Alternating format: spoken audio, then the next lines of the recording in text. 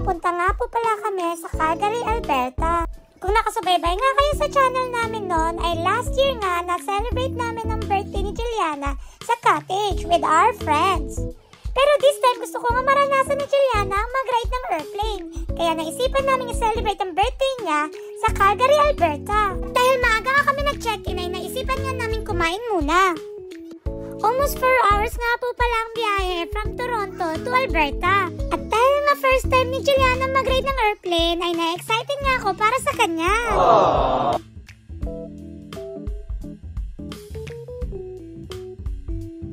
At kitang-kita nga rin kay Yana na happy nga at excited nga rin siya. Kita mo nga nauuna pa.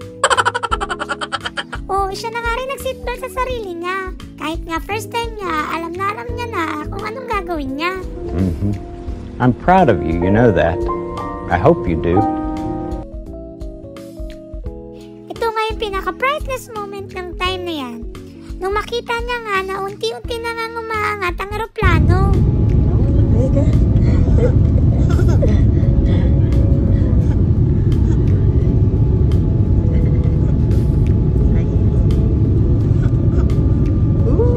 It's good. Say good.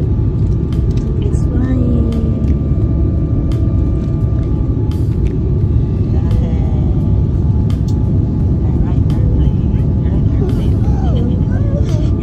It tickle you?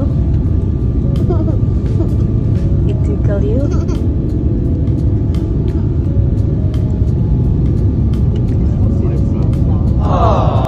Dahil gabi na nga nung bumiyahe kami, maya-maya nga ay nakatulog na rin si Yana. At sakto nga nung nagising siya ay may nagbibigay nga ng snack sa aeroplano. At dahil nga inaantok na rin ako ay napakape na nga rin ako ng time na yan. Kape is life, guys!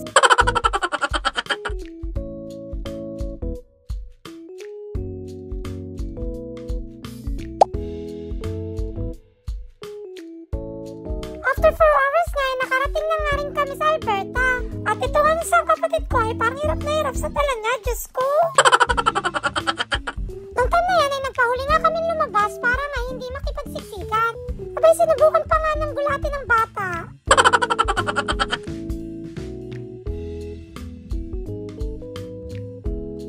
Around 10 PM na nga kami nakarating ng Calgary, Alberta. Buti na lang may airport shuttle bus nga na libre sa hotel na pinagbukan namin.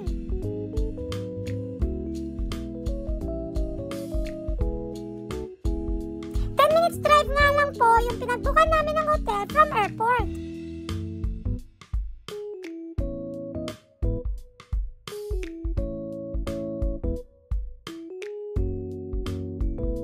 At yung driver nga ng shuttle ay Filipino rin. Tinulungan nga kami sa pagbubuhat ng mga bagay namin. Thank you, kuya. At 2 rooms nga po pala yung kinuha namin. Siyempre, chinay ko muna kung saan yung mas maganda dahil kung saan mas maganda, yun yung sa amin. Char!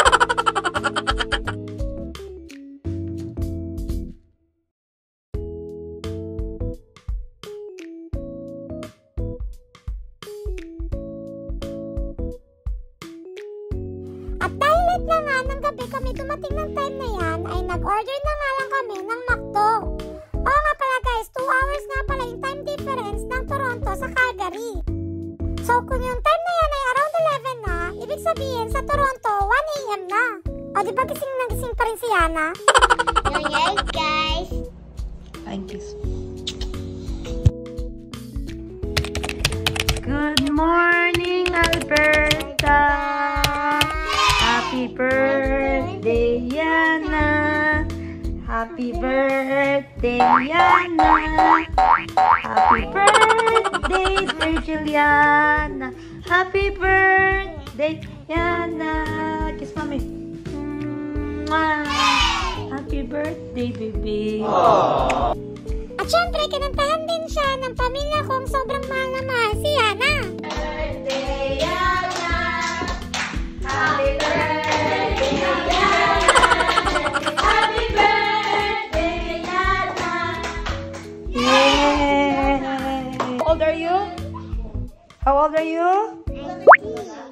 Very good. At syempre, dahil nga breakfast included nga yung binook naming hotel ay kumain nga muna kami bago kami umalis ng hotel.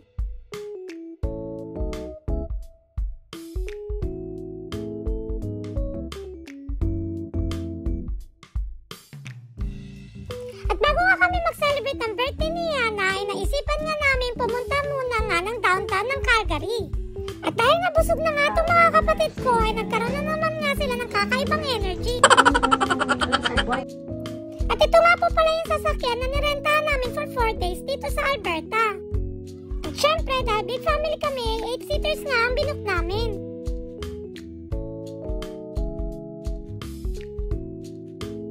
At bago nga kami pumunta sa downtown ay sinundo nga muna namin yung panganin naming kapatid. Dahil ibang araw nga yung flight niya dahil nga may trabaho siya nung time na umalis din kami. At syempre dahil nga birthday ni Juliana ay lahat nga kami nagpabook ng off. Ganyan nga ka-special sa pamilya ko si Juliana. Kaya nga sobrang pasasalamat ko rin dahil nga mahal nila ang anak ko. Arigatou gozaimashita! At ito nga po pala yung tsura ng downtown Calgary nila guys. And can you believe this guys? Yung time na yan na pumunta kami, nagsushooting nga si Catherine Bernardo.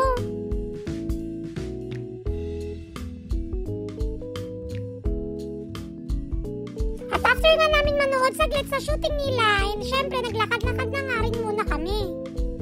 Ito nga pala yung itsura ng CN Tower nila dun sa Calgary guys. At may small Chinatown nga rin pala sila dito.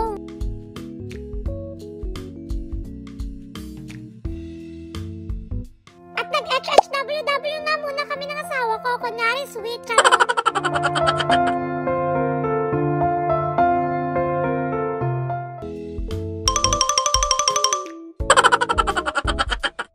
At pagkatapos na mag-sweet-sweetan ay back to normal na naman.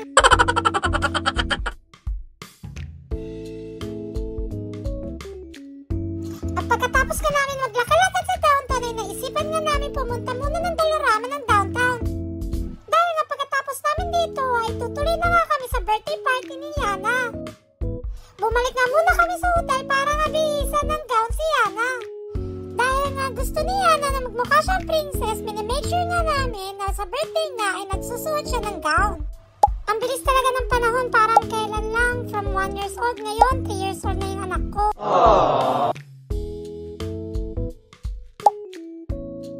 Dito nga sa Sundance Lake namin sinelebrate yung birthday ni Yana. At isa nga sa mga tumulong sa pag-organize ng birthday ni Juliana ay ang tita ni Junrel. Kapag residente ka nga lang sa lugar na to ay pwede kang makapag-reserve at makagamit ng lake nila. At halos lahat nga ng mga bisita namin mga Bisaya dahil mga kamag-anak nga lang namin sila from Leyte at Cebu. Dahil ma-share ko nga lang ay marami nga rin po pala kaming kamag-anak sa Alberta. Pero nung time na nga yan ay hindi nga lahat nakapunta dahil yung iba ay may mga trabaho. Bale lahat ng pagkain na yan ay pina-order nga lang namin sa Filipino food din.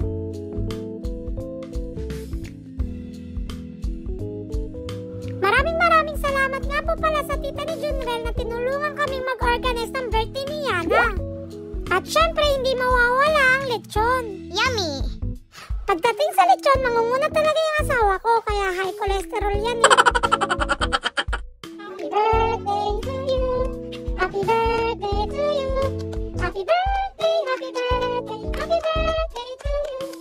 Happy birthday to you! Happy birthday to you! Happy birthday, happy birthday, happy birthday, Yana!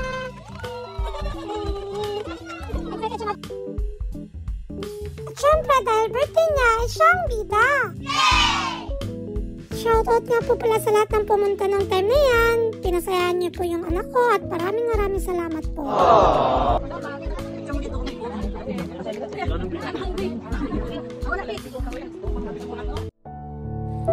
Happy birthday, my little princess. Thank you for bringing joy to our life and happiness to our whole family. You know how much me and your dad loves you so much. You mean the whole world to us. I hope you grow up to be a good daughter, God-fearing and kind-hearted heart. May God protect you always and give you a good health. We love you so much, Yana. Siyempre, balik tayo sa chipmunk na boses. At syempre, pagkatapos kumain ay eat and run.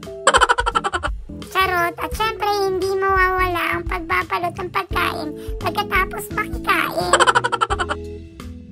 Balutin mo ako ng maayos at walang nakatingin. Huwag hayaang maubusan ng dessert at kakanin. At pagkatapos ka namin magsalo-salo ay umalis na nga rin kami. Inibitahan nga kami ng tita ko pagkatapos sa bahay nila. First time din kasi namin makakabisita sa bahay nila sa Calgary. Ito nga yung bahay nila sa loob. Sa basement nga nila ay dun nga lang po pala nagtatrabaho ang tita ko. Dahil nga may sarili siyang daycare sa basement. At sabi nga niya ay 6 nga na bata ang mga inaalagaan niya at iba-ibang lahi. At ang kagandahan niya sa trabaho niya ay hindi niya na kailangan bumiyahe. Napakalawak ka ng basement nila guys at punong-puno ng mga laruan. Bukod nga sa marami silang laruan ay marami rin silang costume kaya katuwang-tuwa na naman si Yana. At pinasuot nga ni tita ang ibang costume kay Yana. At kitang-kita mo naman sa batang to na gustong-gusto rin niyan sukatin yung mga dress dahil nga tong batang to ay mahilig nga magsuot ng dress at gown. Habang sinusuotan nga rin siya at kitang-kita mo naman may mga fans din siya na nanonood sa kanila. Wow! At pagkatapos nga ay naglaro na nga rin tong mga batang to. Nag-enjoy sila dahil sa dami ng laruan. Maraming salamat pala kay Tita Elvira sa pag-invite sa amin. So uulitin ulit pagbalik namin sa Calgary. O kita mo tong isang kapatid ko busy sa paglalaro ng VR.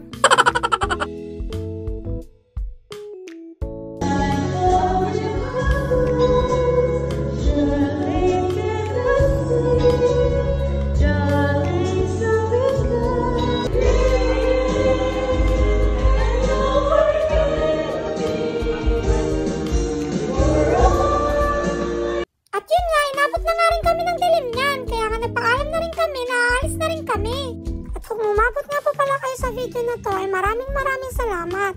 Huwag niyo naman pong kalimutang mag-like at share.